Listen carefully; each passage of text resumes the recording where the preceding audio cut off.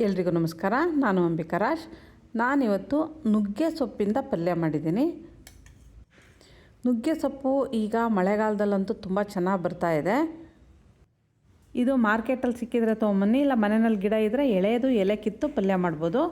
ನಾನು ಎಲೆನ ಸೋಸ್ಕೊಂಡು ತೊಳೆದು ಸಣ್ಣದಾಗಿ ಕಟ್ ಮಾಡಿ ಇಟ್ಕೊತಾ ಇದ್ದೀನಿ. ಒಂದು ಬಾಣಲಿನ ಕಾಯಲಿಕ್ಕಿಟ್ಟು 2 ಟೀ ಸ್ಪೂನ್ನಷ್ಟು ಎಣ್ಣೆ ಹಾಕ್ತಿದ್ದೀನಿ. ಎಣ್ಣೆ ಸ್ವಲ್ಪ ಕಾದ್ಮೇಲೆ 1 ಟೇಬಲ್ ಸ್ಪೂನ್ನಷ್ಟು ಸಾಸಿವೆ, 1 ಟೇಬಲ್ ಸ್ಪೂನ್ನಷ್ಟು ಜೀರಿಗೆ ಹಾಕ್ತಿದ್ದೀನಿ. ಜೀರಿಗೆ ಮತ್ತು ಸಾಸಿವೆ ಸ್ವಲ್ಪ ಚಟಪಟ ಅಂತ ಅಂದಮೇಲೆ 1 ಟೇಬಲ್ ಸ್ಪೂನು ಅಥವಾ 1 ಟೀ ಸ್ಪೂನ್ನಷ್ಟು ಕಡಲೆಬೇಳೆ ಹಾಕಿದರೆ ಸಾಕು. ಕಡಲೆಬೇಳೆ ಈ ಪಲ್ಯ ತಿನ್ನಬೇಕಾದ್ರೆ ಸ್ವಲ್ಪ ಕ್ರಿಸ್ಪಿಯಾಗಿ ಸಿಕ್ಕತ್ತಲ್ಲ, ತಿನ್ನೋಕ್ಕೆ ಚೆನ್ನಾಗಿರುತ್ತೆ. ಹಾಗಾಗಿ ಇದಕ್ಕೆ ಕಡಲೆಬೇಳೆ ಮಿಸ್ ಮಾಡ್ದಂಗೆ ಹಾಕ್ರಿ, ಚೆನ್ನಾಗಿರುತ್ತೆ. ಕೆಲವರು ಈ ಸೊಪ್ಪನ್ನು ಕಹಿ ಅಂತೇಳಿ ಉಪಯೋಗಿಸಲ್ಲ. ನಾನು ಹೇಳೋ ಮೆಥಡ್ನಲ್ಲೇ ಮಾಡಿದರೆ ಈ ಪಲ್ಯ ಸ್ವಲ್ಪನೂ ಕಹಿ ಬರಲ್ಲ. ಈಗ ಇದಕ್ಕೆ ಒಂದು 4 ಹಸಿರು ಮೆಣಸಿನ್ಕಾಯಿನ ಸೀಳಿ ಹಾಕ್ತಾಯಿದ್ದೀನಿ. ಸಣ್ಣದಾಗಿ ಕಟ್ ಮಾಡಬೇಕಾದ್ರೂ ಹಾಕ್ಬೋದು. ಜೊತೆಗೆ 2 ಕೆಂಪು ಒಣಗಿರೋ ಮೆಣಸಿನ್ಕಾಯಿನ ಮುರಿದು ಹಾಕ್ತಾಯಿದ್ದೀನಿ. ಈ ಪಲ್ಯದಲ್ಲಿ 2 ಥರ ಮೆಣಸಿನ್ಕಾಯಿ ಉಪಯೋಗಿಸಿದರೆ ಟೇಸ್ಟ್ ಚೆನ್ನಾಗಿರುತ್ತೆ. ಒಂದು 10 ಎಸ್ಲು ಬೆಳ್ಳುಳ್ಳಿನ ಜಜ್ಜಿ ಹಾಕ್ತಿದ್ದೀನಿ.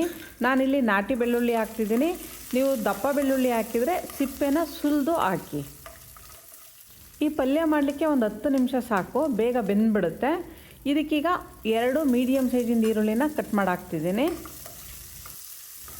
ಈರುಳ್ಳಿ 1 ನಿಮಿಷ ಬೇಯಲಿ, ಆಮೇಲೆ ಇದಕ್ಕೆ ಕಟ್ ಮಾಡಿಟ್ಟಿರೋ ನುಗ್ಗೆ ಸೊಪ್ಪನ್ನು ಹಾಕ್ತಾಯಿದ್ದೀನಿ. ಈ ನುಗ್ಗೆ ಸೊಪ್ಪು ಸ್ವಲ್ಪ ಈ ತಾವರೆ ಎಲೆ ಥರ ನೀರೇ ಅಂಟಲ್ಲ. ತೊಳಿಬೇಕಾದ್ರೆ ಅದಕ್ಕೆ ಸ್ವಲ್ಪನೂ ನೀರು ಸೊಕ್ಕಲ್ಲ. ಆದ್ರೂ ಚೆನ್ನಾಗಿ ನೀರೊಳಗೆ ಮುಳುಗಿಸಿ ತೊಳೆದು ತೊಗೋಬೇಕು. ಕೆಲವರು ಈ ಸೊಪ್ಪನ್ನು ಕಟ್ ಮಾಡಲ್ಲ, ಹಾಗೆ ಸಣ್ಣ ಸಣ್ಣ ಎಲೆ ಇರುತ್ತೆ ಅಂತೇಳಿ ಹಾಗೆ ಡೈರೆಕ್ಟಾಗಿ ಒಗ್ಗರಣೆ ಹಾಕ್ತಾರೆ. ನಾನು ಇಲ್ಲಿ ಸ್ವಲ್ಪ ಕಟ್ ಮಾಡಿ ಹಾಕಿದ್ದೀನಿ. ನುಗ್ಗೆ ಸೊಪ್ಪು ಹಾಕಿದ್ಮೇಲೆ ಸ್ವಲ್ಪ ಚೆನ್ನಾಗಿ ಮಿಕ್ಸ್ ಮಾಡ್ತಾಯಿದ್ದೀನಿ. ಸ್ಟೌದು ಉರಿ ಸಣ್ಣ ಇಟ್ಕೊಂಡಿದ್ದೀನಿ. ಈ ಪಲ್ಯನ ತಿಳಿಸಾರು ಮಾಡಿದಾಗ ತಿನ್ಲಿಕ್ಕೆ ಚೆನ್ನಾಗಿರುತ್ತೆ. ನಮ್ಮನೆಯಲ್ಲಿ ಈ ಸೊಪ್ಪಿನ ಪಲ್ಯನ ಹಾಗೆ ಸಲಾಡ್ ಥರ ತಿಂತಾರೆ. ಯಾವ ಊಟ ಇಲ್ದಿದ್ರೂ ಹಾಗೆ ಒಂದು ಬೋಲಿಗೆ ಹಾಕ್ಕೊಂಬಿಟ್ಟು ಒಂದು ಸ್ಪೂನ್ ಹಾಕ್ಕೊಂಡು ತಿಂತಾ ಇರ್ತಾರೆ. ಎಲ್ರಿಗೂ ಈ ಪಲ್ಯ ನಮ್ಮ ಮನೆಯಲ್ಲಿ ಇಷ್ಟ. ಒಂದು 2 ನಿಮಿಷ ಸಣ್ಣೂರಿನಲ್ಲಿ ಬೇಯಿಸಿದ ಮೇಲೆ ನೋಡಿ ಸೊಪ್ಪೆಲ್ಲ ಬತ್ತಿದೆ. ಅಂದರೆ ಬಾಣಲಿ ತುಂಬ ಇತ್ತಲ್ಲ, ಈಗ ನೋಡಿ ಎಷ್ಟು ಕಡಿಮೆ ಆಗಿದೆ ಅಂತ. ಈಗ ಇದಕ್ಕೆ ಒಂದು ಅರ್ಧ ಟೀ ಸ್ಪೂನ್ನಷ್ಟು ಉಪ್ಪು ಹಾಕ್ತಿದ್ದೀನಿ. ಉಪ್ಪನ್ನು ನೋಡಿ ಹಾಕ್ಕೊಳ್ಳಿ, ಯಾಕೆಂದರೆ ಸೊಪ್ಪು ಸ್ವಲ್ಪ ಕಾಣಿಸ್ತಿದೆ. ಹಾಗಾಗಿ ಉಪ್ಪೇನಾದರೂ ಜಾಸ್ತಿ ಆದರೆ ತಿನ್ಲಿಕ್ಕೆ ಚೆನ್ನಾಗಿರಲ್ಲ.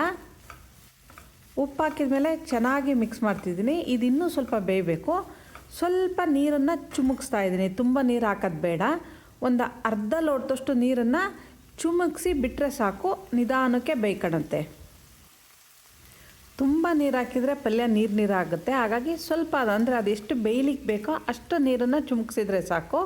ಈಗ ಇದನ್ನು ಚೆನ್ನಾಗಿ ಮಿಕ್ಸ್ ಮಾಡಿ ಇನ್ನೊಂದು 2 ನಿಮಿಷ ಬೇಯಿಸ್ತಿದ್ದೀನಿ. ಈಗ ಪಲ್ಯ ಬೆಂದಿದೆಯೋ ಇಲ್ವೋ ಒಂದು ಸರಿ ಮುಟ್ಟು ನೋಡಿದರೆ ಗೊತ್ತಾಗುತ್ತೆ. ಒಂದು ಸ್ವಲ್ಪ ಟೇಸ್ಟ್ ನೋಡಿದರೆ ಉಪ್ಪು ಸರಿಯಾಗಿದೆಯೋ ಇಲ್ವೋ ಅಂತ ಗೊತ್ತಾಗುತ್ತೆ. ಬೇಕು ಅಂದರೆ ಸ್ವಲ್ಪ ಉಪ್ಪು ಹಾಕ್ಕೋಬೋದು. ಕೆಲವ್ರಿಗೆ ಈ ಪಲ್ಯ ಮೆತ್ತಗೆ ಬೇಯಬೇಕು, ಕೆಲವ್ರಿಗೆ ತುಂಬ ಮೆತ್ತಗೆ ಬೇಯೋದು ಇಷ್ಟ ಆಗಲ್ಲ. ಹಾಗಾಗಿ ನಿಮ್ಮ ಹದಕ್ಕೆ ಎಷ್ಟು ಬೇಕೋ ಅಷ್ಟು ನೋಡಿ ಬೇಯಿಸ್ಕೊಳ್ರಿ. ಪಲ್ಯ ಹದವಾಗಿ ಬೆಂದಿದೆ. ಈಗ ಇದಕ್ಕೆ 1 ಬಟ್ಲಷ್ಟು ತೆಂಗಿನ ತುರಿ ಹಾಕ್ತಿದ್ದೀನಿ. ಇದು ಫ್ರೆಶ್ ಆಗಿ ತುರಿದಿರೋ ಕಾಯಿ ತುರಿ. ಒಣಕೊಬ್ಬರಿ ಹಾಕಿದರೆ ಇದು ಟೇಸ್ಟ್ ಚೆನ್ನಾಗಿ ಬರೋಲ್ಲ. ಹಾಗಾಗಿ ಹಸಿ ಕಾಯಿ ತುರಿನೇ ಇದಕ್ಕೆ ಹಾಕಬೇಕು.